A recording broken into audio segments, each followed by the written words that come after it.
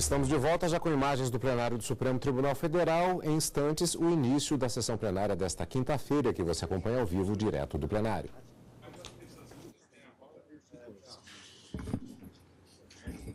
Boa tarde a todos. Vamos sentar, por gentileza.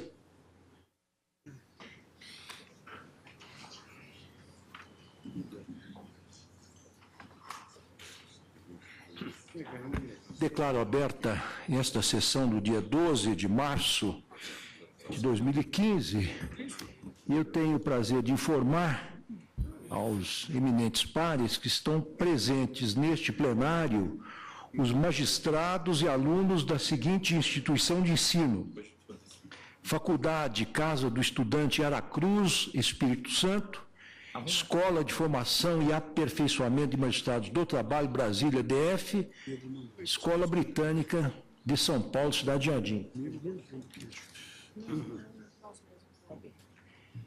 Eu peço à senhora secretária que leia a ata da sessão anterior. Ata da quinta sessão ordinária, realizada em 11 de março de 2015. Presidência do senhor ministro Ricardo Lewandowski, presentes à sessão os senhores ministros Celso de Mello, Marco Aurélio, Gilmar Mendes, Carmen Lúcia, Dias Toffoli, Luiz Fux, Rosa Weber, Teori Zavascki e Roberto Barroso. Procurador-Geral da República, Dr. Rodrigo Janot Monteiro de Barros. Abriu-se a sessão às 14 horas, sendo lida e aprovada a ata da sessão anterior, foram julgadas ações diretas de inconstitucionalidade e propostas de súmulas vinculantes. Eu consulto os pares se estão de acordo com a ata ou se há alguma retificação a fazer. E não havendo, considero-a aprovada. Não, essa aqui é 57, a primeira. Eu acho que essa aqui... Essa é Ah, essa aqui está sendo elegida, mas não sei. Porque aí eu isso, os outros quiser. Hoje nós temos uma série de súmulas vinculantes, eu até dividi em duas sessões para não cansar muito os pares e para podermos aí julgar outras coisas.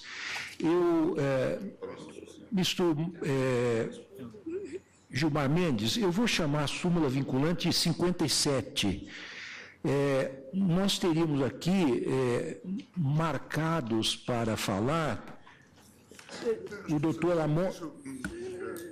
Pois não? Não, eu até ouvir as pessoas que estão inscritas para falar, eu gostaria de ouvir e com muito prazer. Pois não. Mas em seguida, presidente, eu sugeriria o adiamento, porque há uma repercussão geral. Isso, né? Pois é. Há um material rico de uma audiência pública que eu acho que acresce... embora filosoficamente esteja afinado com a ideia subjacente à súmula, eu acho que há algumas sutilezas que precisam ser consideradas e que foram tratadas na audiência pública. De modo que eu ouviria, eu acho que seria bom, e em seguida proporia a suspensão do julgamento até que o ministro Gilmar traga a repercussão geral. A repercussão geral... Tá certo. Essa é a questão conhecida de quando não há vaga num determinado regime mais benéfico por uma carência do Estado, a jurisprudência tem reconhecido que o apenado faz jus ao regime aberto ou domiciliar. Essa é uma jurisprudência que eu venho aplicando desde os tempos do Tribunal de Alçada Criminal, há 25 anos, que é uma matéria absolutamente pacífica, mas mesmo assim nós temos centenas ou milhares de casos que não respeitam essa orientação. Eu, antes da sessão, havia conversado com o ministro Gilmar Mendes e Sua Excelência também recomendou adiamento, eu acho muito salutar, eu nem sabia que Vossa Excelência tinha feito uma audiência pública. Nós não podemos realmente perder esse material muito rico e temos que levar em consideração, sob pena de termos gasto nosso tempo em vão. Agora, eu tinha em mente simplesmente sugerir o adiamento, ou indicar o adiamento. Mas Vossa Excelência agora, ministro Barroso, propõe que se ouça, que já estão presentes. Acho que as pessoas se prepararam, estava pautado. Está bem. Então, vamos fazer o seguinte, eu chamaria a julgamento esta proposta súmula vinculante 57, direi do que se trata, Em seguida, ouviremos as sustentações orais. Na sequência, alguém pede vista? Eu peço vista, então. Vossa Excelência pede vista. Pois não. Bom, trata-se de um pedido ou proposta de súmula vinculante de número 57. O proponente é o defensor público geral, federal. Vejam como as súmulas vinculantes têm variado com relação aos proponentes. Ora é um ministro da Casa, ora é uma associação que tem um interesse geral, ora é um órgão da administração pública, nesse caso é a Defensoria Pública Geral Federal. A pretensão é uma edição de súmula vinculante com a seguinte redação, e Vossas Excelências já tem um material mais complexo, mais completo em mãos.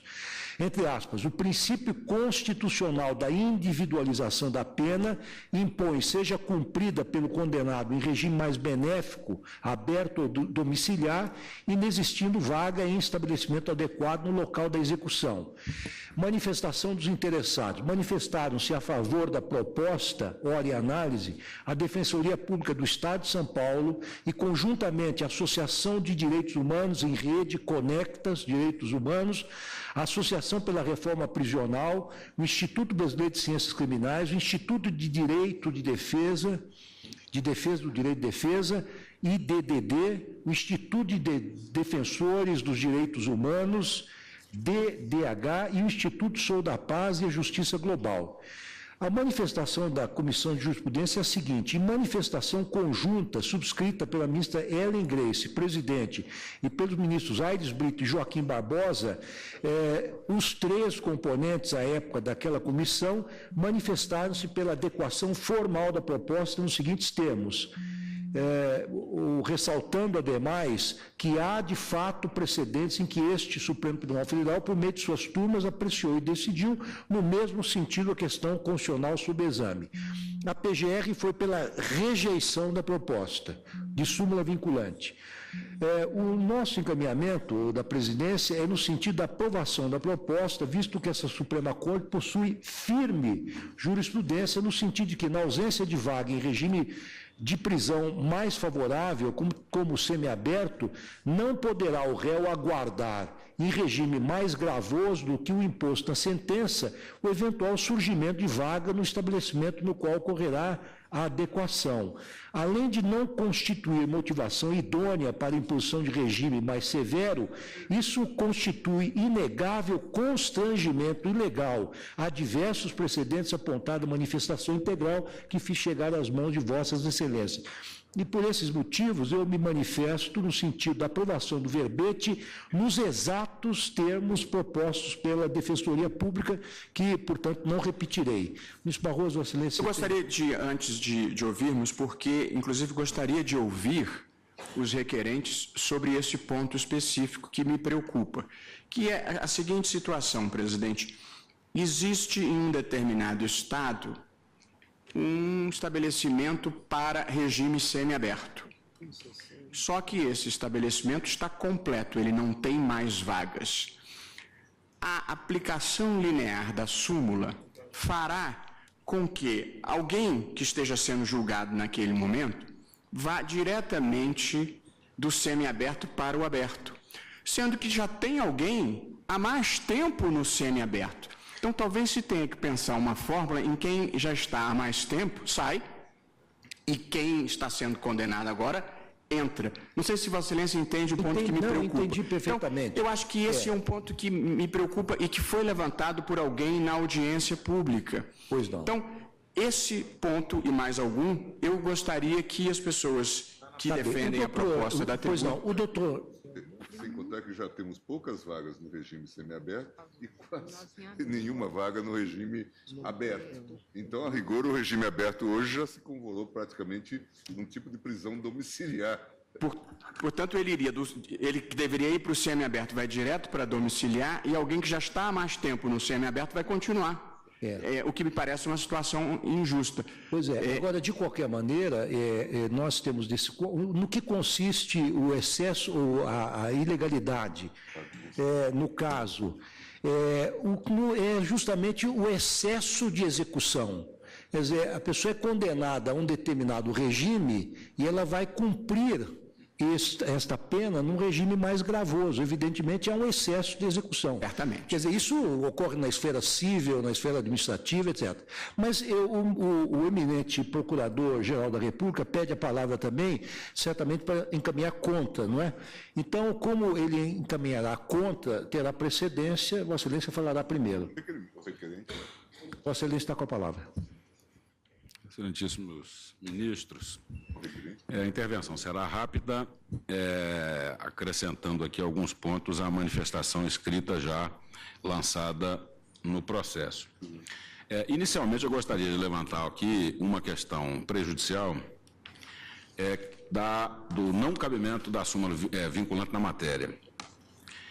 A pertinência da súmula vinculante diz com matéria controversa atual e com referência direta à questão constitucional. No caso, o que se discute aqui não é, tá vênia, o princípio, a aplicação do princípio da individualização da pena. O que se discute aqui, na verdade, é um problema afeto ao regime prisional.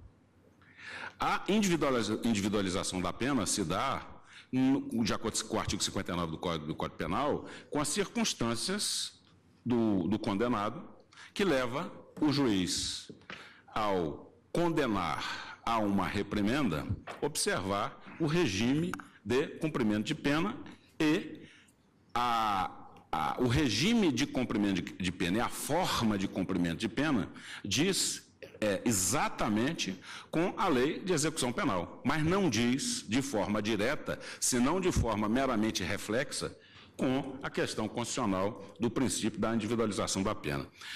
No mérito da questão, eu acho que entende o Ministério Público que o verbete vinculante como proposto, ele, ao invés de afirmar o princípio constitucional da individualização da pena, na verdade, ele infirma esse princípio constitucional.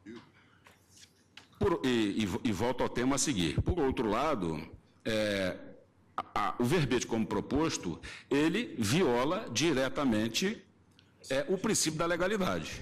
E, por último, como já suscitado pelo ilustre ministro Barroso, ele viola também o princípio isonômico, em que categorias de presos, no mesmo regime de cumprimento, alguns em estabelecimento prisional e outros em estabelecimento domiciliar, e outros cumprindo pena em domicílio. O regime, a forma da individualização da pena se dá quando o juiz, ao observar as circunstâncias do processo, ele concretiza a pena naquele fato específico. E ao concretizar a pena e o regime de cumprimento dela, este sim é a expressão verdadeira do princípio da individualização da pena. Não se pode, a escopo de um problema endêmico do sistema prisional, alterar o comando de uma decisão. E mais, não se pode, por um problema do sistema prisional, violar o disposto na lei de execução penal. O ministro decano, Celso de Mello, no julgamento do HC 68012 de São Paulo, redator para o acordo ministerial de Mello, ele observa, aspas, que os direitos do sentenciado encontram limites na lei e que a lei da execução penal não admite o cumprimento do regime aberto em residência particular, em se tratando de caso não previsto no seu artigo 117. Viola, portanto, também o verbete como proposto, o princípio da legalidade. E, por último, o princípio da isonomia. Teremos categorias de réus na mesma situação jurídica, uns em regime de prisão domiciliar e réus nessa mesma categoria jurídica, nessa mesma situação em sistema prisional. Como é notória assim, o sistema, o defeito endêmico do nosso sistema prisional, na verdade, o que se estará fazendo aqui com o data vênia, como o verbete vinculante proposto, é suprimir o regime semiaberto e teremos, então, um regime de inicial fechado e um regime domiciliar em razão desse problema endêmico do sistema prisional, sem se reparar ou sem se observar a figura do acusado e o crime por ele praticado. Por essas razões, o Ministério Público Federal encaminha, se posiciona contra a aprovação do verbete da súmula vinculante. Agradeço a Vossa Excelência, a contribuição sempre substantiva que traz ao debate. Eu concedo agora a palavra ao proponente, Defensor Público Geral Federal, Dr. Ramã Tabosa de Moraes Córdova.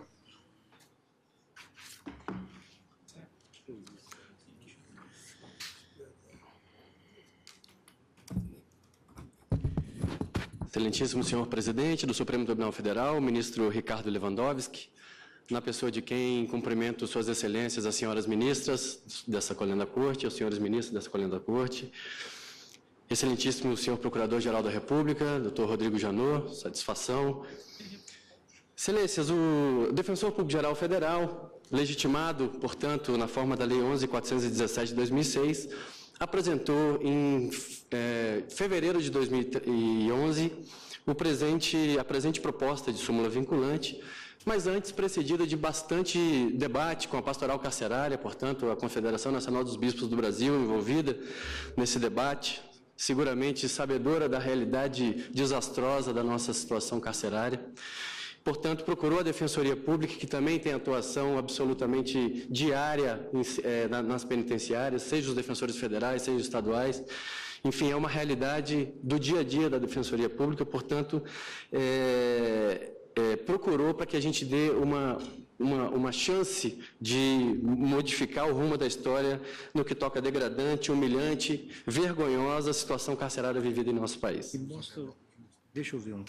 Importante ressaltar, excelências, que não foi uma iniciativa, embora tenha sido do proponente, Defensor Público-Geral Federal, legitimado para tanto. Na sequência, aberto o edital para manifestação, tivemos o apoiamento imediato da Associação de Direitos Humanos em Rede, Conectas Direitos Humanos, Associação pela Reforma Prisional, Instituto Brasileiro de Ciências Criminais, IBCCRIM, Instituto de Defensores de Direitos Humanos, DDH, Instituto Sou da Paz e Justiça Global. Portanto, estamos muito bem acompanhados no apoiamento dessa proposta de súmula vinculante, e eu não poderia deixar de citar aqui também a co-irmã Defensoria Pública do Estado de São Paulo, que vive uma situação absolutamente difícil em relação ao sistema penitenciário do Estado, seguramente um dos estados que mais mantém presos no sistema penitenciário, no regime fechado, já podendo estar há muito, e nós vamos aqui demonstrar os números do Estado de São Paulo, apenas a título exemplificativo. Seguramente outros tantos estados têm a mesma situação endêmica do Estado de São Paulo. Excelências, reza o artigo 5º da Constituição Federal, inciso 46. A lei regulará a individualização da pena e adotará, entre outras, as seguintes, e elenca as possibilidades de pena na Constituição Federal. No inciso 47, a Constituição Federal diz que não haverá penas, e na linha E, deixa claro, cruéis. No inciso 48, a pena será cumprida em estabelecimentos distintos, de acordo com a natureza do delito, a idade e o sexo do apenado. E, por fim, o inciso 49, do mesmo artigo 5º das garantias fundamentais, diz que é assegurado aos presos o direito à integridade física e moral. Vejam, excelências, que tudo que eu acabo de ler para vossas excelências aqui é justamente o que não está acontecendo hoje no sistema carcerário. Portanto, está sendo violado, sim, e respeitamos a posição do Ministério Público Federal, mas está sendo violado, sim, o princípio da individualização da pena, na medida em que milhares de pessoas estão presas em regime mais severo, tendo ou progredido ou iniciado o regime no sistema semiaberto, no regime semiaberto. Então, portanto, faço questão de repetir aqui o enunciado proposto pela Defensoria Pública da União. O princípio constitucional da individualização da pena impõe seja esta cumprida pelo condenado em regime mais benéfico, aberto ou domiciliar, inexistindo vaga em estabelecimento adequado no local da execução. O Poder Judiciário, excelências, não pode ficar alheio ao que está acontecendo na vida concreta das pessoas. A lei, ela precisa ser aplicada ao caso concreto, e o que está acontecendo hoje é uma situação de barbárie nas prisões brasileiras, e isso está sendo divulgado em todos os telejornais, pela internet. Isso não precisa qualquer esforço para ver a barbárie que está acontecendo. Na audiência pública de iniciativa de Sua Excelência, o ministro Gilmar Mendes, nos autos do recurso extraordinário 641-320 do Rio Grande do Sul, de repercussão geral, portanto, aqui citado por Vossas Excelências, de autoria da Defensoria Pública do Estado do Rio Grande do Sul, demonstrando, portanto, que a Defensoria está absolutamente sensível ao tema. Essa audiência ocorreu em maio de 2013. Este Defensor Público Geral Federal teve oportunidade, naquela oportunidade, fazer a sustentação oral também no sentido do que nós propusemos aqui. Fiz questão de dizer, e como foi em 2013 e a proposta foi em 2011, fiz questão de demonstrar que já havia essa proposta de súmula e que o debate feito, e aqui aplaudimos o ministro Gilmar Mendes, o debate era muito oportuno, porque realmente a situação é desesperadora. E isso porque o dia a dia revela que, em termos de execução da pena, estamos vivendo realidades que remontam ao século XVI, a era medieval, época de penas absolutamente cruéis e de evidente, flagrante violação dos direitos humanos. Portanto, as hipóteses de violação hoje são claras. Presos que são sentenciados para o cumprimento da pena em regime inicial semiaberto, que por falta de colônias agrícolas, industriais ou estabelecimento similar, cumprem em regime fechado, consequentemente em convívio com sentenciados por delitos mais graves e presumidamente com pessoas mais perigosas, e presos que iniciam o cumprimento da pena em regime fechado, mas por força da necessária progressão, da necessária ressocialização, não se ressocializam porque permanecem no sistema fechado. E isso é uma situação absolutamente degradante, e volto a dizer, viola sim o princípio da individualização da pena. Em ambas as hipóteses, é notória a violação de direitos pelo Estado, importando em excesso de execução, aqui citado pelo excelentíssimo senhor presidente, conforme previsto no artigo 185 da Lei de Execuções Penais. A pergunta que se deve fazer nessa oportunidade, excelências, é a seguinte: parece justo admitir que um cidadão encarcerado cumpra a pena em regime mais gravoso, simplesmente porque o Estado não disponibiliza vagas no regime adequado?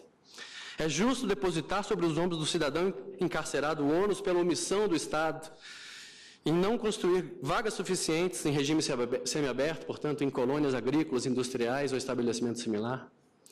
Disseram não a esta pergunta as duas turmas dessa colênia da Corte Constitucional. Disse não a segunda turma do STF no HC 93569 de São Paulo, da relatoria do excelentíssimo decano, ministro Celso de Mello, julgado em 8 de 4 de 2008. Nós estamos falando já há mais de 7 anos que esta Corte já se posiciona no sentido da súmula proposta. Disse não a segunda turma novamente dessa Corte, e aqui eu estou citando apenas precedentes, obviamente são vários, aqui são exemplificativos, eu trago exemplos apenas, mas disse não a segunda turma no HC 109-244, também do Estado de São Paulo, da relatoria do ministro Ricardo Lewandowski, julgado em 21 de novembro de 2011. Bem como no HC 110-892 de Minas Gerais, julgado em 20 de 3 de 2012, da relatoria do excelentíssimo ministro Gilmar Mendes, e nessa hipótese, inclusive, superando o verbete 691 desta Corte. Disse não a primeira turma desta Corte, no HC 94526, relator para acordo, o ministro Ricardo Lewandowski, julgado em 24 de 6 de 2008, bem como nos HCs 96169, desculpem citar números, mas é importante dizer os precedentes, de São Paulo, julgado em 25 de agosto de 2009, e 113.718 também de São Paulo, julgado em dezembro de 2014, portanto, há menos de 3 meses, Excelência. Ambos da relatoria de Sua Excelência, o ministro Marco Aurélio Mello. Essas são apenas alguns exemplos, portanto, dos precedentes dessa Corte. No âmbito do STJ, de igual forma, citamos os seguintes precedentes recentíssimos daquele sodalício, apenas a título exemplificativo. RHC, da relatoria do ministro Gurgel de Faria, 3479, do Estado da Bahia, quinta turma, julgado em 24 de 2 de 2015, vejam, neste corrente ano de 2015, precedentes do STJ, que tem a obrigação constitucional de uniformizar a jurisprudência federal. E a outra turma, que compõe a terceira sessão daquela Corte, o ministro Sebastião Reis Júnior, 6ª turma, em 4/12/2014, portanto, também absolutamente recente o julgamento daquele STJ. Excelências, a carência de vagas no sistema penitenciário do regime semiaberto chega ao número de 24 mil. Portanto, são 24 mil pessoas que estão hoje em regime fechado, podendo estar com sua semiliberdade em andamento, né? Então, portanto, tem o seu princípio, direito constitucional de individualização da pena completamente vulnerado. A segunda turma desta Corte, ao examinar o RHC 108.585 de São Paulo, da relatoria do excelentíssimo presidente, ministro Ricardo Lewandowski, reconheceu a notória falta de vagas no sistema penitenciário do Estado de São Paulo para condenados em regime semiaberto. Todavia, diante dessa carência, aquele tribunal entende que é possível permanecer no regime fechado, mesmo deixando claro mesmo a existência dessas vagas no regime semiaberto, esperando a vaga do regime semiaberto chegar, o que pode nunca acontecer enquanto no decorrer do transcorrer da pena. Então, é uma situação que simplesmente o Estado cruza os braços, espera a pena vencer no regime mais severo e em prejuízo a toda a situação intelectual, a emotiva do apenado que espera, porque assim a Constituição permite, a sua ressocialização à sociedade. E aqui faço questão, Excelências, de trazer os números do Estado de São Paulo, através da Defensoria Pública do Estado de São Paulo, os colegas defensores públicos que subsidiaram aqui essa defesa, estamos trabalhando, portanto, em absoluta sintonia. Desde a propositura dessa súmula, dessa proposta de súmula vinculante, em novembro de 2011, eram 7 mil presos no sistema semiaberto, no regime semiaberto, que aguardavam vagas encarcerados no regime fechado. Hoje, passados 4 anos, já são 8 mil os condenados em regime semiaberto que aguardam o regime fechado. Das 12.300 vagas criadas no sistema penitenciário do Estado de São Paulo, 80% são destinadas ao regime fechado. Apenas 2.455 são destinadas ao regime semiaberto. Portanto, é flagrante a política do Estado em não criar vagas no regime adequado e sendo conivente, conveniente para o Estado que o apenado fique em regime mais severo. O caráter vinculante serviria, portanto, da proposta como forma de consolidação da decisão que já não se questiona no âmbito do STJ e do STF. Além disso, com a consolidação da súmula vinculante, seria possível evitar a insistente insubmissão dos poderes judiciários de estados como São Paulo, Paraná, Minas Gerais e Bahia à orientação do STJ e STF, o que vem ocasionando prejuízo aos reeducandos que aguardam em regime mais severo até o pronunciamento final do STJ e do STF. Quanto à redução dos números de processos, registre que o Poder Judiciário desses 4 estados, em especial, despontam como principais aurotes da opção pelo regime mais gravoso, a falta de vagas no regime adequado. Pela insubmissão à jurisprudência do STJ e STF, pelo volume de processos que movimenta, esses estados contribuem massivamente para a subida de feitos aos tribunais superiores e também a esta Corte, sem contar os processos oriundos dos demais estados da Federação. Nesse sentido, a proposta de súmula vinculante, o objetivo é evitar que o STJ e o STF sejam estados a pronunciar-se de forma repetida em processos que cuidam da mesma matéria. A proposta presta-se como mecanismo de racionalização das atividades deste colegiado, desta Corte Constitucional e também do Superior Tribunal de Justiça.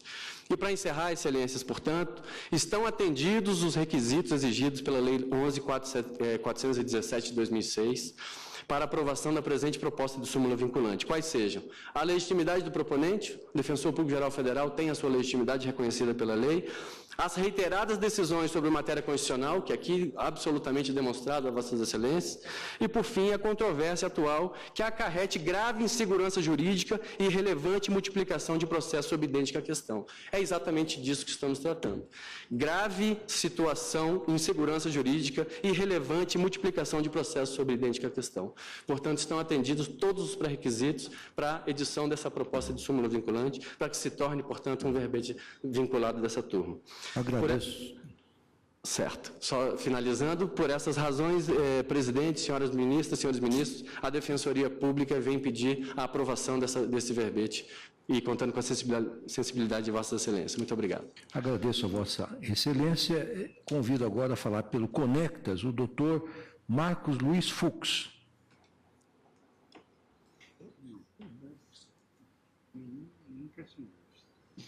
Excelentíssimo senhor presidente do Supremo Tribunal Federal, excelentíssimas senhoras ministras, excelentíssimos senhores ministros, excelentíssimo senhor procurador-geral da República. Está mais do que consolidado na sociedade brasileira o sentimento que essa Suprema Corte tem demonstrado sensibilidade no momento de equilibrar direitos fundamentais na balança da justiça. Esse tribunal esteve ao lado dos direitos humanos, por exemplo, quando decidiu sobre a união estável homoafetiva, sobre a pesquisa com células embrionárias, na demarcação de terras indígenas e em questões políticas de ações afirmativas. Em outras palavras, Supremo Tribunal Federal e direitos humanos são mais do que nunca letras da mesma sentença. Esse tribunal sempre esteve ao lado dos direitos humanos. Em maio de 2013, tive a honra de participar de audiência pública convocada pelo ministro Gilmar Mendes nos autos do recurso extraordinário 641-320, que aborda também, assim como essa proposta de súmula vinculante, a questão do cumprimento de pena em regime adequado. De lá para cá, senhores ministros, somente uma coisa mudou. Há mais presos nas nossas cadeias. E há mais presos cumprindo pena em regime mais gravoso do que aquele que eles têm direito. Com efeito, nossa política de encarceramento em massa tem batido recordes. E hoje, segundo o Conselho Nacional de Justiça, temos cerca de 700 mil presos, a terceira maior população carcerária do mundo. Vale dizer que mais de 40% são provisórios. Superlotação, doenças, violência, falta de acesso à defesa, tortura, corrupção são peças do triste mosaico que juntos compõem o verdadeiro Brasil. O sistema carcerário brasileiro está falido. A questão da falta de graves no regime adequado, no entanto, é um dos mais graves elementos desse caos. O universo dos contemplados pela aprovação da proposta de súmula vinculante 57, é bom ressaltar, seriam aqueles que já atendem os requisitos materiais e formais para tanto, mas encontram-se hoje cumprindo pena ilegal por falhas do poder público. Manter em regime gravoso pessoa que faz jus a regime mais brando é legitimar restrição expressamente ilegal de direitos. Senhores ministros, é um afronto ao princípio da legalidade. Não se trata de criar benefícios àqueles que, pela lei, o direito não se aplica. Como salientado, as únicas pessoas que serão diretamente afetadas com a aprovação da proposta em questão são aqueles que já têm o direito de progressão reconhecidos. É ilegal, inconstitucional, imoral a tentativa de modular a ilegalidade consistente em deixar pessoas padecerem em regime de cumprimento de pena diverso daquele que tem direito. Esse Supremo Tribunal vem reiteradamente se posicionado de forma única sobre tais violações de direitos humanos, no momento do cumprimento da pena. Temos aqui a oportunidade de formalizar o entendimento e vinculá-lo aos tribunais estaduais, onde alguns resistem à aplicação desse posicionamento dos ministros dessa Suprema Corte, muitas vezes por questões ideológicas. Nesse sentido, a aprovação da proposta de súmula vinculante também vai gerar uma enorme economia processual para todo o judiciário. Estado de São Paulo, por exemplo, onde cerca de 70% dos habeas corpus impetrados por conta da ausência de vagas no semiaberto são negados. Serão obrigados a garantir a progressão para regime mais benéfico. Aqueles que tiveram direito a ele, sem malabarismos ideológicos, e centenas de habeas corpus deixarão de chegar a esse Supremo Tribunal Federal. A aplicabilidade dos direitos e garantias inerentes ao cumprimento de pena estão aqui em xeque e dependem, nesse momento, do Supremo Tribunal Federal e dar a eles a eficácia necessária, impedir que milhares de pessoas mantenham-se na atual situação de sofrimento e de flagrante ilegalidade. O julgamento de hoje é um avanço histórico que vai impactar diretamente na melhoria do sistema prisional brasileiro e faz parte de uma política pública assumida por Vossa Excelência, ministro Lewandowski. Cabe a essa Suprema Corte reafirmar que a dignidade da pessoa humana é princípio fundamental do nosso Estado e que ela vale para todos, presos ou não. Muito obrigado. Agradeço a Vossa Excelência. Convido agora a fazer uso da palavra pelo Instituto de Defesa do Direito de Defesa, IDDD, e pelo Instituto Brasileiro de Ciências Criminais, o IBCCRIM, Dr. Fábio Tufik Simantobi. Vossa Excelência está com a palavra. Obrigado, senhor presidente. Cumprimento Vossa Excelência. Cumprimento eminentes ministras, eminentes ministros, doutor Procurador-Geral da República. Senhor presidente, lendo o parecer ministerial e ouvindo hoje as palavras do eminente Procurador-Geral da República, vejo que o pleito ministerial de indeferimento dessa proposta se calca basicamente em dois fundamentos: de que o enunciado sumular violaria o princípio da legalidade, o que me causa uma surpresa muito grande, porque o princípio da legalidade, excelências, ele é o princípio norteador da liberdade individual. Ele não é um princípio norteador dos excessos e abusos do Estado. O princípio da legalidade, ele só tem uma única finalidade, pelo menos no formato que ele deu à Constituição Federal, que é o de impedir que o Estado, por qualquer razão, seja por arbítrio, seja por conveniência administrativa ou qualquer outro, dê ao indivíduo tratamento penal mais gravoso do que a lei prevê. Este é o conteúdo constitucional do princípio da legalidade.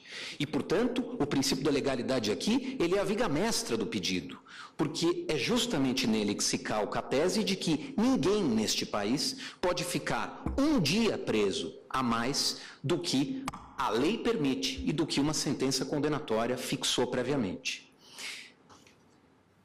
Portanto, a questão é constitucional e a ofensa ao limite ao princípio da legalidade é a própria razão de ser do deferimento, do acolhimento desta proposta de súmula vinculante.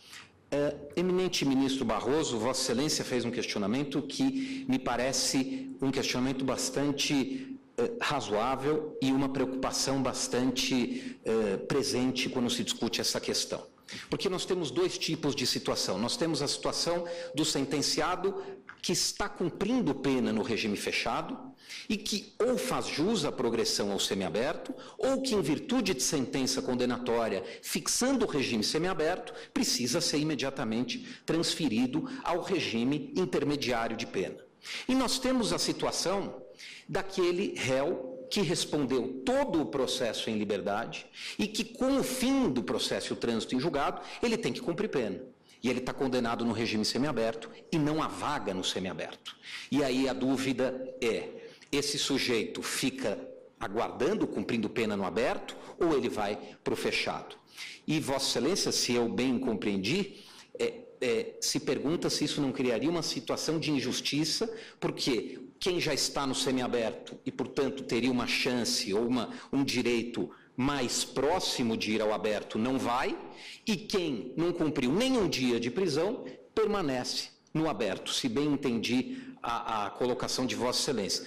Agora, me parece que o ponto de inflexão aqui, senhor ministro, é o de que este sujeito que está no semiaberto, porque teve direito ao semiaberto por progressão de regime ou porque já foi condenado desde logo no semiaberto, na situação, em regra dele, não há ilegalidade no cumprimento desta pena. Ele está cumprindo a pena no regime adequado, ou porque progrediu, ou porque foi condenado neste regime. Ao passo que este sujeito que está solto, se for mandado para o regime fechado, estará sujeito a uma situação de clamorosa ilegalidade. Mais grave até do que a daquele sujeito que não ganha progressão, porque este sujeito está condenado no semiaberto, com trânsito em julgado, e nós estaremos mandando este sentenciado a cumprir pena no fechado. Um regime não fixado na sentença e não previsto, portanto, para aquela situação concreta. É claro que cria uma situação aparente de injustiça, mas a única forma de equilibrar essa situação seria democratizar a situação de legalidade. E este não parece ser um escopo saudável no Estado de Direito. É evidente que uma situação de desigualdade não deve perdurar, mas nem por isso nós devemos, então, aceitar uma ilegalidade contra um deles para, então, equilibrar a situação de ambos. O que se discute aqui, eu não sei se nessa meu pouco tempo, conseguir esclarecer esta questão. Mas o que me parece mais importante aqui, senhor presidente, é que o mérito desta questão é um mérito bastante superado.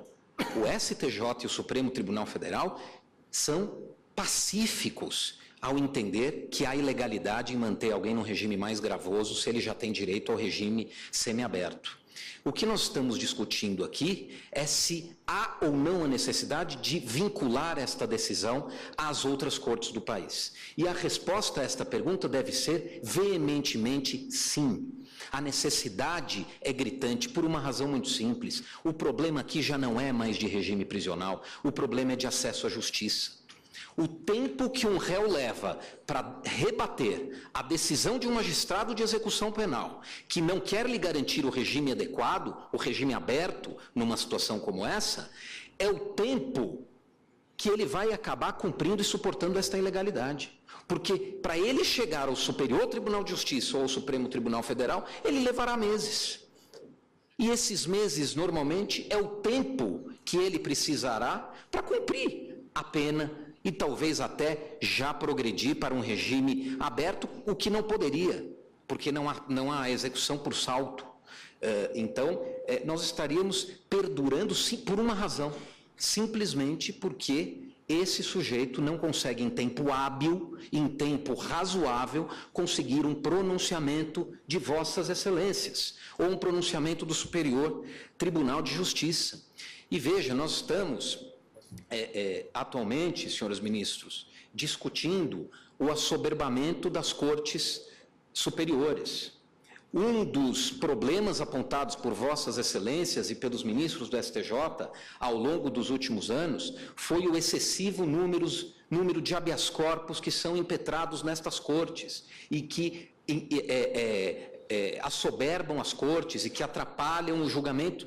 E foi feita uma pesquisa, que é importante ser mencionado, uma pesquisa seríssima pela Fundação Getúlio Vargas, há cerca de 1 ano e meio ou 2 anos atrás, e ela descobriu um dado estarrecedor nessa pesquisa, que a esmagadora maioria dos habeas corpus impetrados contra decisões do Tribunal de Justiça de São Paulo em matéria criminal eram contra matérias sumuladas pelo Superior Tribunal de Justiça. Mesmo questões sumuladas pelo STJ não são cumpridas pelas cortes estaduais, perpetuando situações de evidente ilegalidade. O que se busca com a aprovação de um verbete sumular como esse é que os tribunais passem a cumprir a jurisprudência. Apenas isso. Não mudará o entendimento no país sobre essa questão já está decidida há muito tempo. O que se quer é que estas pessoas possam ter acesso ao entendimento de vossas excelências, acesso ao entendimento do Superior Tribunal de Justiça. Apenas para encerrar, ministro Barroso, que me ocorreu agora enquanto eu falava, eu creio até que a aprovação desse verbete não salvará a situação do réu que está solto e que o trânsito em julgado terá que começar a cumprir pena. E por uma razão muito simples. O juiz que expede o mandado de prisão é o juiz de conhecimento, do processo de conhecimento, da vara criminal. Este juiz, quando expede o mandado de prisão, ele não sabe se há vaga ou não no semiaberto. O que significa que este réu, inafortunadamente, ele será preso. Porque a única pessoa ou a única autoridade que vai perceber essa ausência de vaga é já o diretor do presídio, que o receberá em regime fechado e perceberá que ele terá que ser transferido a um regime semiaberto. E provavelmente esse preso terá que ir a um juiz de execução e dizer: escuta, a minha prisão é no semiaberto, não é no fechado. E, portanto, discussão que, como todos nós sabemos, pode se eternizar numa vara de execução criminal, uma das varas mais assoberbadas do judiciário e da justiça criminal, e, portanto, é muito provável que esse sujeito acabe cumprindo uma boa parte do tempo no regime fechado. Porque, infelizmente, para resolver todos os problemas e dramas da justiça criminal, nós precisaríamos de umas 50 súmulas sumulantes em matéria criminal. Esta, infelizmente, ainda não vai resolver os problemas e vai permitir, por exemplo, injustiças como essa. São com essas palavras, senhor presidente, e esperando ter contribuído de alguma forma para este debate, é que o IDDD, o Instituto de Defesa do Direito de Defesa, e o Instituto Brasileiro de Ciências Criminais clamam a vossas excelências que acolham a proposta e passem a vigorar esta questão na qualidade de súmula vinculante desta Corte. Muito obrigado. Pois não. Vou proclamar o resultado parcial, porque o ministro Barroso pediu à vista. Então, a proposta de súmula vinculante 57, submetida ao plenário, após a manifestação favorável do presidente no sentido da aprovação da súmula nos termos propostos pela Defensoria Pública Geral Federal, pediu vista o ministro Barroso. Presidente, apenas para que não fique no ar alguma impressão de que eu tenha uma oposição à súmula, eu gostaria de deixar claro que eu considero que a matéria é de índole constitucional. Concordo que haja uma questão envolvendo o princípio da legalidade, portanto, o cumprimento das normas que regem essa matéria, e também concordo com a conveniência de se editar uma súmula para a vinculação dos tribunais e juízos inferiores. A razão de eu estar pedindo vista é que há um recurso extraordinário ao qual se atribuiu repercussão geral, que foi precedido de uma audiência pública que tem um vasto material sobre este assunto e que talvez nos permita refinar um pouco as ideias a esse respeito, e até porque, como observou o ministro Luiz Fux ontem, eu acho que decidirmos em repercussão geral, sob certos aspectos, é mais eficiente até do que a súmula, sobretudo por impedir que os recursos continuem a subir para o tribunal. Portanto, não gostaria de passar a impressão de oposição. O que acho é que é preciso refinar a dicção da súmula, e tenho certeza que o ministro Gilmar Mendes é sensível à situação dramática dessas pessoas e que trará, com a maior brevidade possível, a repercussão geral para, então, podermos nos pronunciar sobre esse assunto. Pois não. Senhor presidente, sim. Por favor. Senhor presidente, exatamente a respeito dessa questão que ontem nós não tivemos oportunidade rapidamente de debater sobre ela, na regulamentação da repercussão geral, ao final, dispõe-se que o tribunal editará uma súmula, exatamente porque a repercussão geral, ela vinculará os tribunais e impedirá que os processos subam, porque vão aplicar aquela tese jurídica. Eu sugeriria que, até por uma interpretação extensiva, a súmula vinculante também tivesse a mesma eficácia, impedisse que os tribunais pudessem mandar para os tribunais superiores o processo para que nós tivéssemos que aplicar a súmula. Quer dizer, o mesmo ofício que o presidente do tribunal envia para a instância aqua em relação à tese da repercussão geral, que é simulada, deveria também ser aplicada a tese firmada na súmula vinculante, o que seria extremamente útil para o tribunal e algo assimilável pelo sistema, porque o próprio Código de Processo Civil dispõe que depois da repercussão geral tem que editar uma súmula. Isso é interessante. Infelizmente, isso não tem sido a nossa prática, até uma certa resistência. Nós, quando julgamos as repercussões gerais, nós enunciamos, e já foi um grande avanço, e o ministro Barroso, honra seja feita, tem propugnado nisso, muito nesse sentido, é que se formule uma tese bem clara, objetiva. Mas acontece, a meu ver, mas sem contraditar Vossa Excelência, mas concordando com a sua proposta, é que a repercussão geral e a súmula vinculante são dois instrumentos distintos, com efeitos diversos. Foi assim que esses instrumentos foram concebidos pelo Constituinte Derivado em 2004, na emenda constitucional 45. Eu acho também que o ideal é, no momento em que decidimos uma repercussão geral e que reflete o entendimento, pelo menos do plenário da Corte, nós imediatamente possamos partir para a proposição de uma súmula vinculante, porque ela hoje tem uma certa burocracia a ser cumprida, ela precisa ser tornada pública, há manifestações de interessados, o Ministério Público se manifesta, vai para a Comissão de Jurisprudência. Agora, enfim, é um iter procedimental que tem que ser cumprido. Comentário. É que, em rigor, a súmula vinculante é mais do que a repercussão geral, porque ela exige não só um conjunto de precedentes, como tem um processamento próprio.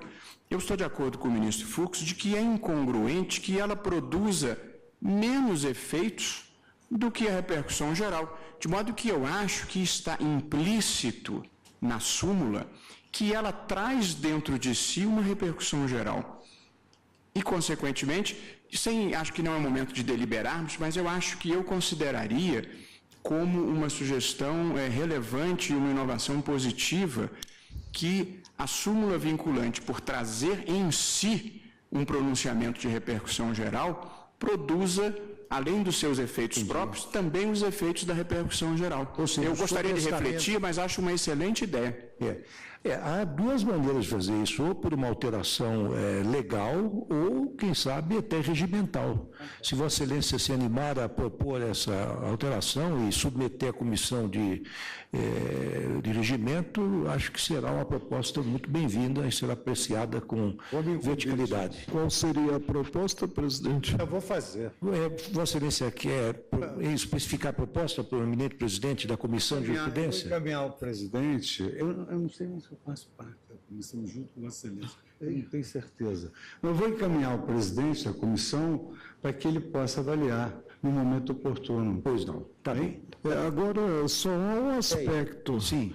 Para chegarmos pelo texto constitucional a verbete, a integrar a súmula vinculante, precisamos de reiterados pronunciamentos do Supremo sobre a matéria. Exatamente, como ocorre na espécie aqui. É que o ministro pretende está estudando uma fórmula, salvo engano de minha parte, e como foi agora reiterado pelo ministro Barroso, atribuir à súmula vinculante os mesmos efeitos que a repercussão geral tem. Então, a meu ver, o verbete vinculante é mais do que uma decisão formalizada sob o ângulo da repercussão geral. Isso. É por isso que o ministro Fux se animou a avançar um pouquinho, do ponto de vista interpretativo, nessa linha.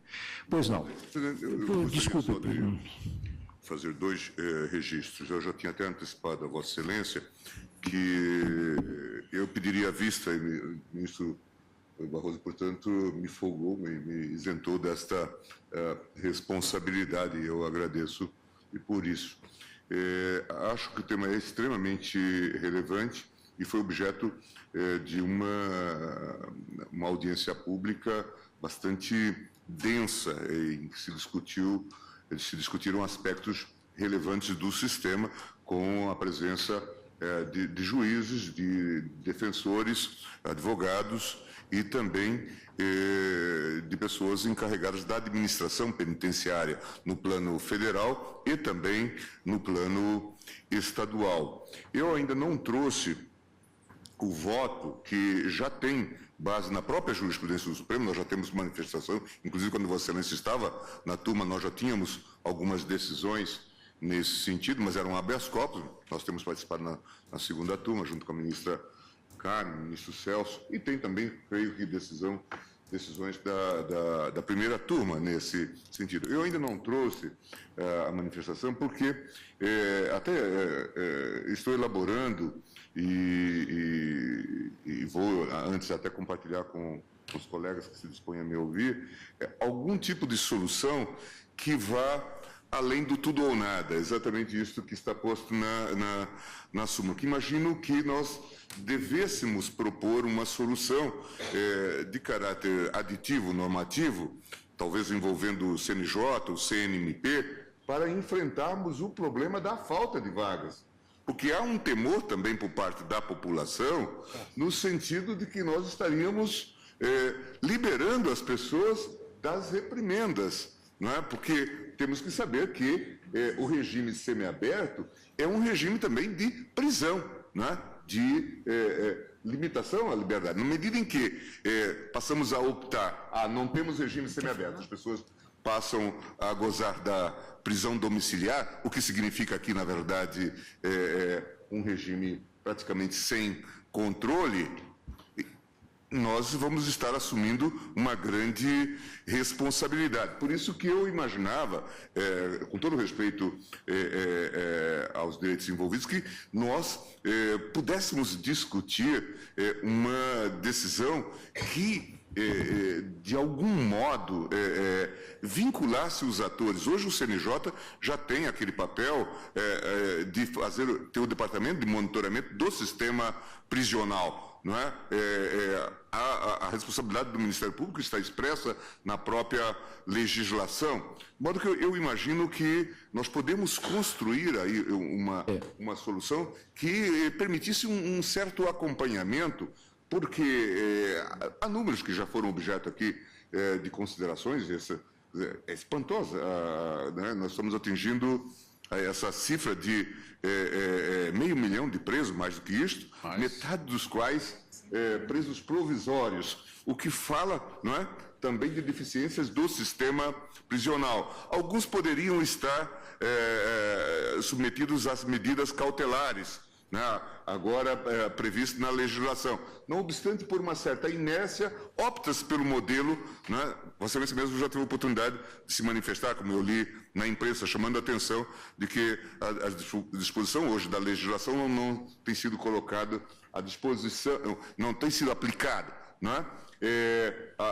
A própria alternativa da tornozeleira eletrônica, que é uma das alternativas, não tem sido aplicada, talvez até em alguns estados por falta de recursos. De modo que, por isso é que eu vou agradecer, inclusive, a colaboração dos colegas, no sentido de produzirmos uma decisão com este caráter mais abrangente, por isso eu chamei aditivo normativo, não é? Que servisse de acicate, de estímulo e mesmo de determinação para que todas as autoridades responsáveis, e aqui não é, o Judiciário tem grande parte de responsabilidade nessa questão, especialmente no que diz respeito à prisão provisória. Mas temos também problemas, né, que são às vezes insuperáveis, como essa questão da falta de vagas.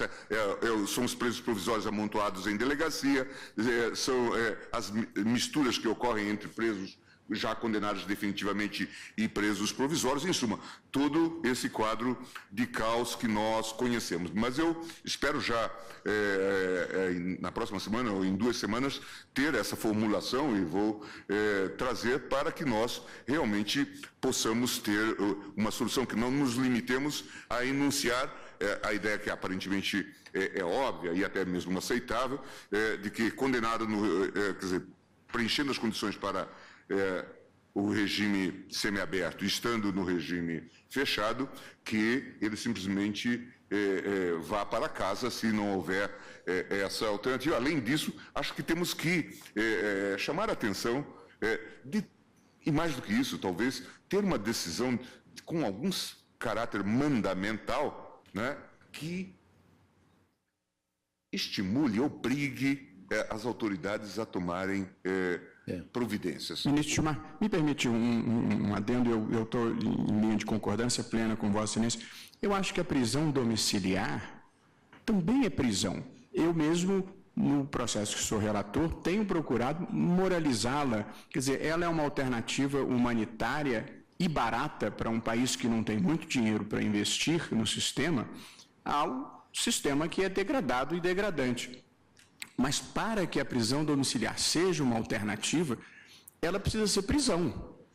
E, portanto, eu tenho procurado restringir, não pode sair livremente, não pode viajar, e tem que haver mecanismos de monitoramento. Ela tem que ser séria o suficiente para que o cidadão recluso, como esteja, se sinta motivado a não desrespeitá-la, sob pena de aí sim ir para o sistema. De modo que eu incluiria no conjunto de reflexões em busca de soluções para o sistema, uma aplicação ampla e séria da prisão domiciliar monitorada como uma alternativa mais barata para um país que tem recursos limitados para investir no sistema. Apenas esse adendo, quer dizer, não só o semiaberto, mas o aberto, ainda que domiciliar, pode ser prisão. Quer dizer, o sujeito ficar em casa sem poder ir para nenhum lugar também é uma forma de sanção. Portanto, eu acho que nas nossas reflexões devemos incluir esta por uma razão pragmática, é que ela é mais barata. O país não consegue criar vagas e, portanto, eu acho que essa é uma alternativa possível e humanitária ao sistema penitenciário em geral.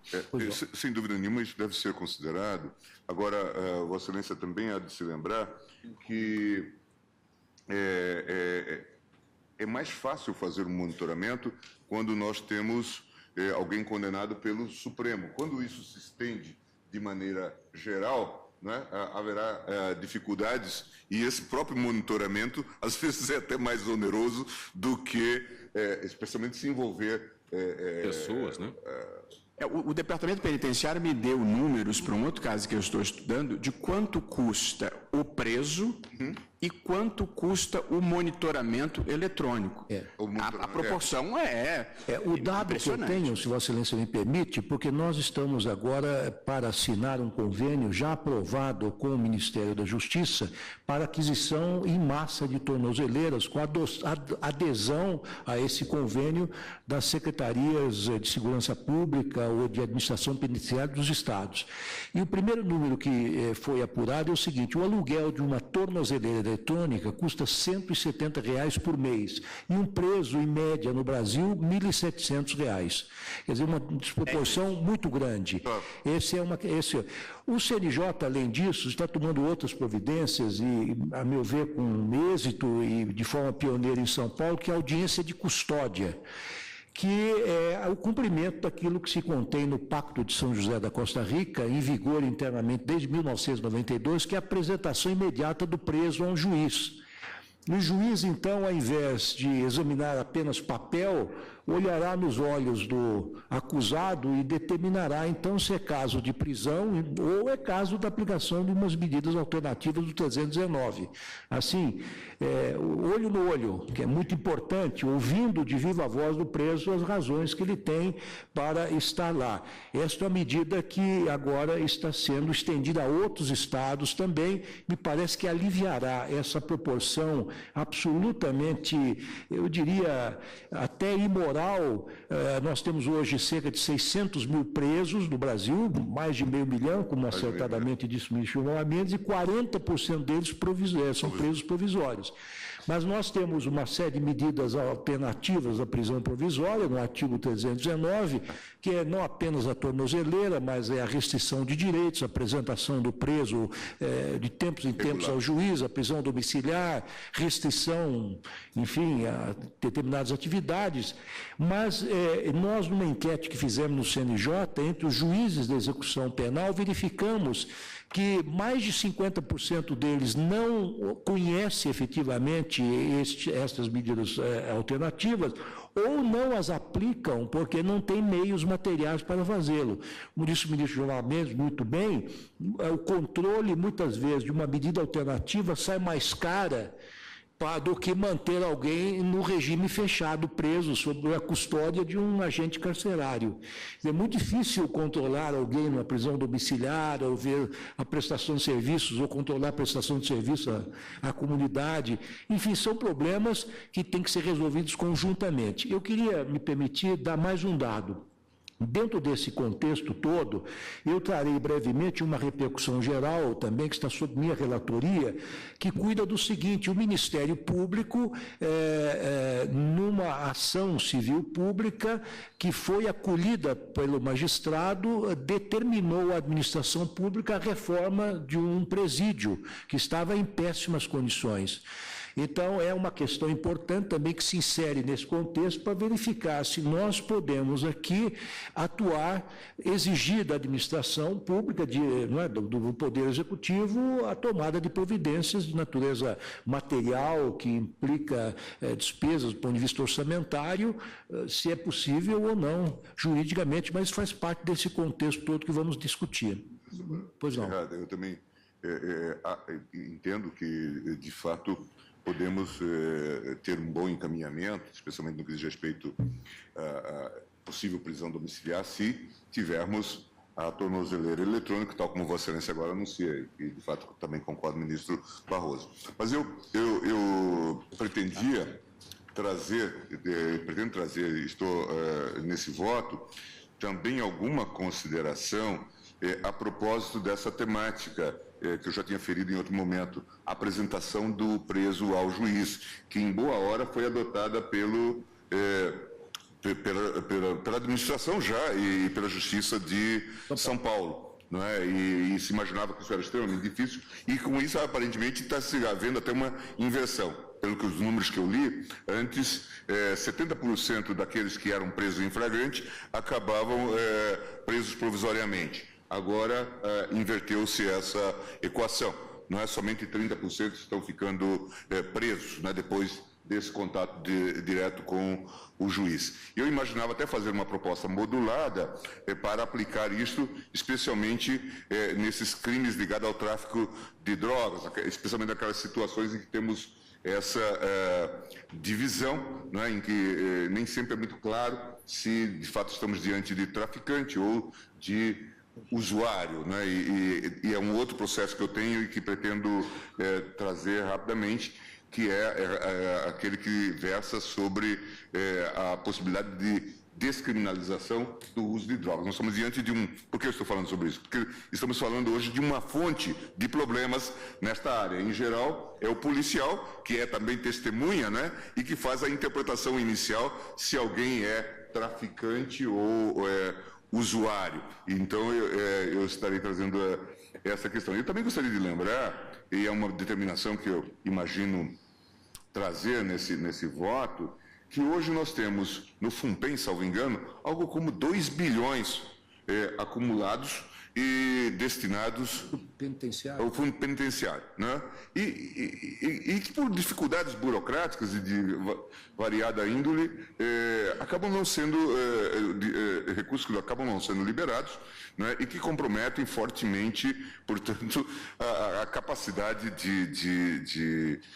dos estados, os entes federais de realizar, então, essa tarefa. Além de que, claro, todo mundo sabe, não é tão fácil construir presídios, a resistência da população, tudo aquilo que se conhece, né? Municípios que impedem, entram até com ação para impedir, né, a instalação de unidades prisionais. Você de São Paulo certamente já viu quantos embates em torno desse assunto. Então, já é uma tarefa difícil e extremamente dificultada, ainda mais, por conta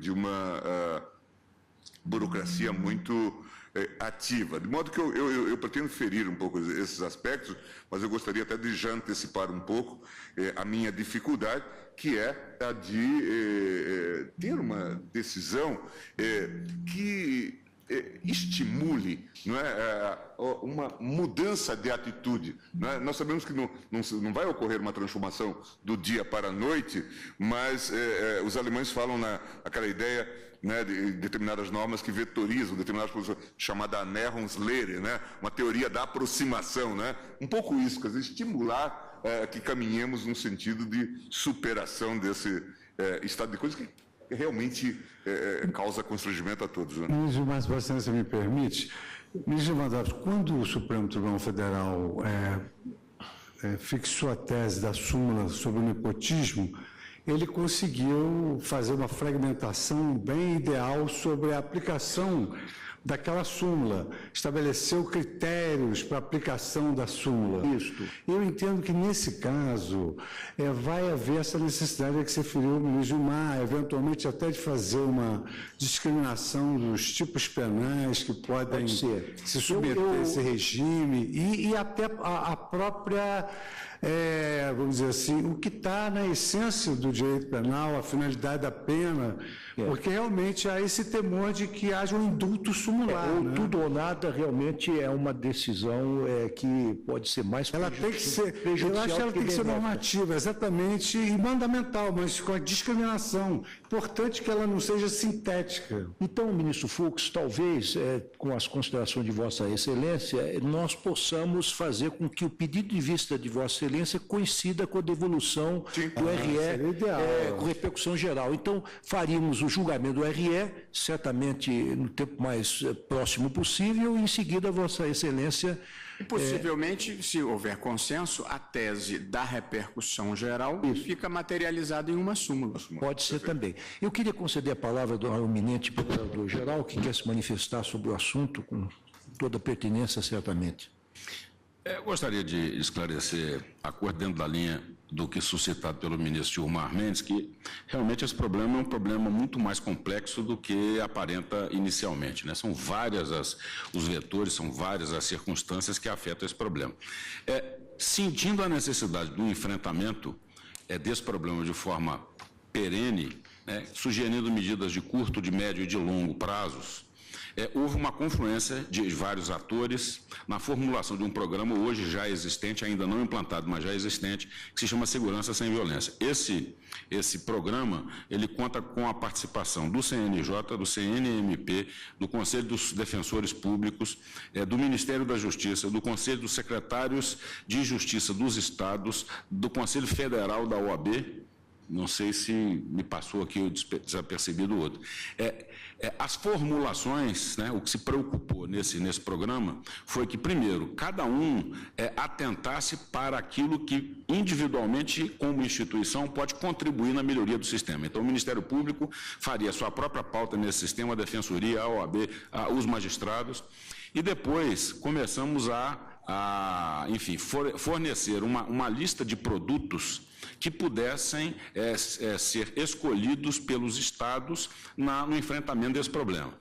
A questão do fundo penitenciário realmente tem 1 bilhão e 700 milhões de reais.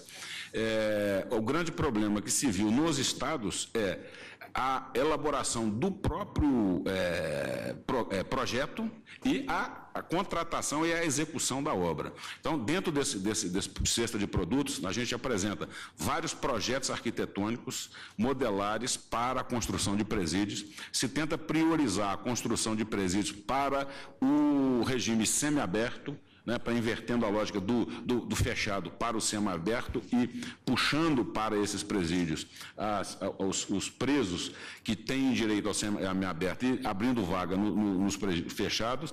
E a ideia, enfim, são vários, são acho que 60 produtos que constam desse programa, e a ideia se a gente não consegue estimular as pessoas que devem proativamente tratar desse assunto, é que haveria uma indução judicial na solução desse problema com ajuizamento de ações civis públicas. Daí a importância do precedente mencionado pelo ministro Ricardo Lewandowski. E o exemplo, claro que, com todas as adaptações possíveis da nossa realidade, né, é que nos anos 80, 70, nos Estados Unidos, houve uma intervenção judicial para a melhoria do presídio em alguns estados, me lembro aqui Califórnia, esqueci qual outro, que através de medidas judiciais, né, houve uma implementação progressiva e uma melhoria progressiva no sistema penitenciário. Então, assim, os atores envolvidos estão articulados, estão conversando sobre essa questão para não parecer que o Ministério Público é contra a súmula vinculante e que não cumpre o seu próprio papel. Então, existe esse projeto que congrega todos esses atores, ele se chama Segurança Sem Violência. E estamos agora na fase de implantação desse projeto. São os esclarecimentos que eu gostaria de dar. Pois não, eu agradeço a Vossa Excelência. Isso mostra que realmente todos os atores institucionais envolvidos com o problema estão envidando esforços para solucionar. Nós estamos aguardando passivamente, mas estamos trabalhando ativamente para a solução.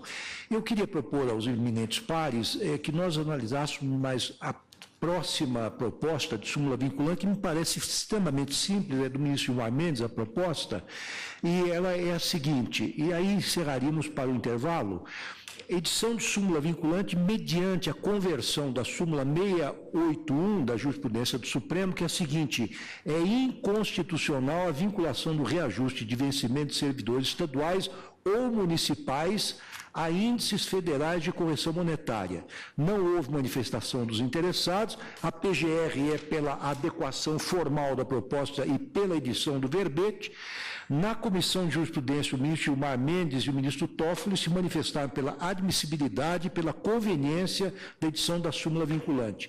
Eu estou encaminhando, na qualidade de presidente, pela aprovação da proposta, pelos motivos que Vossas Excelências já têm em mãos, mas, enfim, alentados, enfim, os argumentos foram desfiados de forma mais alentada, há diversos precedentes, como Vossas Excelências estão a par, e então, em função da recorrência de ações que continuam aportando nesse Supremo Tribunal Federal, entendo que é importante e conveniente que se aprove essa súmula e eu estou me manifestando na adoção da manifestação ou da proposta do ministro Gilmar Mendes, que é a seguinte: é inconstitucional a vinculação do reajuste de vencimento de servidores estaduais ou municipais a índices federais de correção monetária.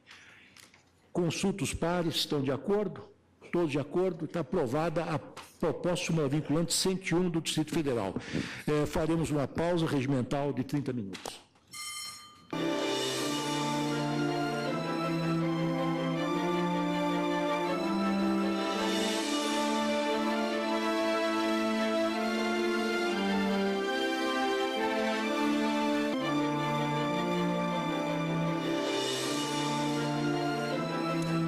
Bem, importante.